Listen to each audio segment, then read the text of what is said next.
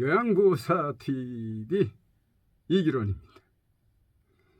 오늘 2024년 12월 9일 16시에 화성시 소재 골드네트 요양원 단체 교섭차 저와 화성 지부장 신모 지부장 그 화성 요양원에 근무하는 요양보호사죠. 이분이 이제 요청을 해서 단체 교섭을 오늘 16시에 가서 만나게 됩니다. 그런데 심 지부장의 그 근로계약서와 급여 명세서를 보니까 최저임금법 위반이 돼요. 예? 여러분 그 요양보호사 상담소를 보면 밴드에 보면 그 이 내용이 있거든요. 거기 보면 그 근로계약서는 없는데 그 급여 명세서를 띄워놨어요. 그 급여 명세서를 보면 기본급이 176만 2,756원. 근데 기본급이 이렇게 작으면 안 되죠. 그런데 식대가 46,000원이고 고정 연장 수당, 고정 야간 수당, 자가 운전 보조금이 한 20만 원 정도 되네요. 경력 인정 수당 이런 게. 그러니까 안 줘도 될 거를 갖다가 줬어요, 이 사람들이. 이런 경우 많습니다. 왜냐하면 요양보호사를 채용하려면 보통 220만에서 230만 원은 줘야 그게 최저임금법이거든요. 이 사람 노동법을 모르니까 기본급이 170만 원일 수가 없죠. 210만 원 정도는 돼야 기본급인데 그걸 이 사람들이 왜 모르느냐. 그냥 너무 쉽게 생각해갖고 230만 원을 채우려는데 이런 건 안 줄 거를 주고 줄 거를 안 준 거예요. 이런 경우에도 자기들이 잘못한 거니까 그 사람들이 경력 인정 수당 준 거잖아요. 근데 그게 주휴 수당이었다. 근데 요양보호사가 노동청에 가면 그렇게 해요. 그리고 받긴 받았잖아 이러고서는 그 근로감독관이 장난을 쳐요. 그래서 여기는 제가 가야 됩니다. 제가 가서 이거 최저임금법으로 처벌하고 돈은 돈대로 받고 이렇게 해야. 그리고 최저임금법이 무서운 게요. 이거는 반의사 불벌죄입니다.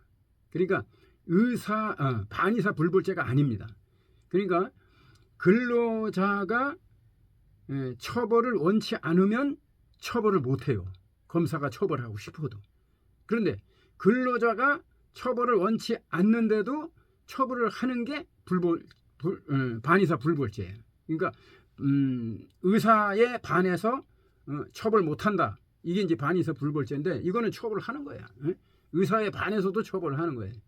그래서 이게 무섭습니다. 5년 이하의 징역이에요. 그래서 이번에 그 단체 교섭에 가는데 이걸 활용해서 받아낼 걸 확실히 받아낼 수도 있고요.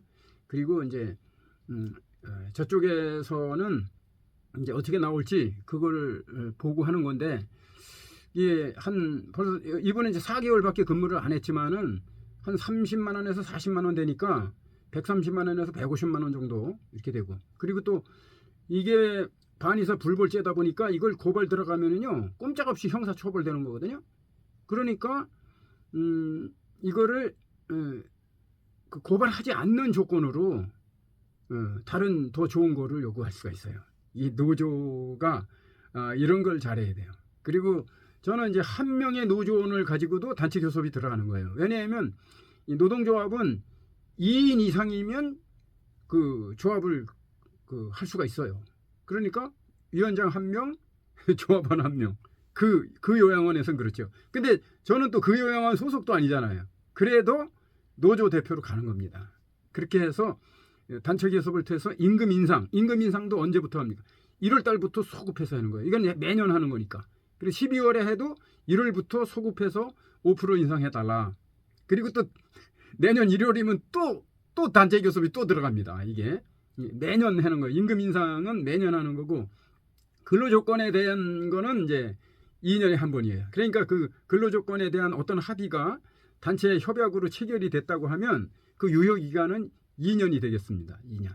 그런데 임금은 그 최저임금법이 오르니까 매년 합니다. 근데 왜 이거 노조가 하느냐? 근로자가 열등한 관계에서 우등한 관계에 있는 사측과 협상을 못한다 이 말이에요. 여러분이 이 근로계약서를 해마다 쓰는 줄 아는데 해마다 안 씁니다. 첫 해에 쓰면 그 다음에는 임금 교섭만 하는 거예요. 임금 교섭만. 그리고 그 다른 근로 조건도 그때 할 수 있어요. 그래 그 부분만 작성을 하면 돼요. 그 부분만.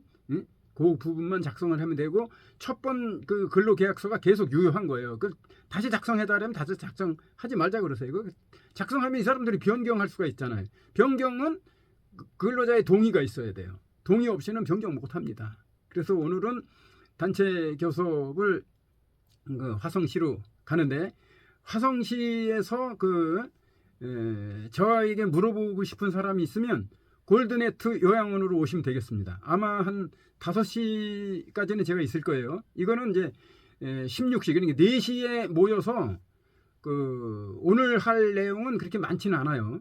그냥 상견례 그다음에 우리 노조가 단체 교섭 요구안 그걸 설명합니다. 그래 한 30분이면 끝나요. 근데 이제 요거는 최저임금법 위반까지 있어서 이 부분을 가지고도 이제 얘기를 해야죠. 그래갖고 한 1시간이면 끝날 거니까 오후 5시에 골드네트 요양원 글로 오세요.